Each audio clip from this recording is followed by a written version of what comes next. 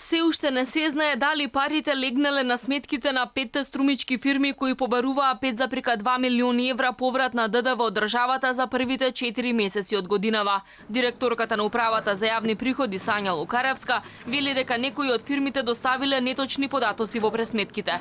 Тоа според неа не било чудно, бидејќи често се случувало, па потоа следела доплата или корекција. Таа тврди дека било извршена контрола, бил направен наод и сумите биле коригирани. Сепак деловна тајна било колкав поврат на данок на крај ќе добијат компаниите. Лукаревска вели дека државата има механизми како да се заштити во вакви случаи.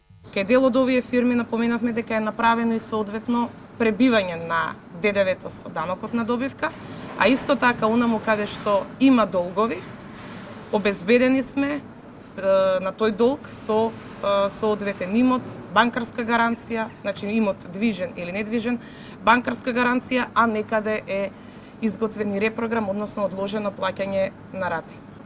Значи, за било кој даночен обврзник од аспект на ДДВ поврат со бројки, факти и слично, сме задолжени да ги почитуваме начелата на даночната тајна.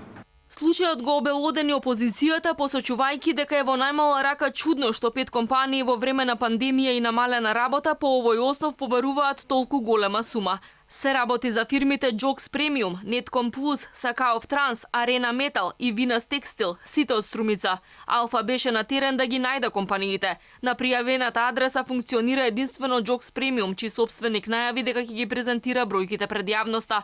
Нетком Плюс и Сакаов Транс се водат на иста адреса, но преместени се во станбен комплекс во изградба. На адресите на Арена Метал и Винас Текстил живеат физички лица. 4 компании тргуваат на големо со текстил, а една се занимава со транспорт. Според информациите од УЈП, една компанија е регистрирана во 2018-та, 2 во 2014-та, а најдолго работа 2 фирми регистрирани во 2013 година.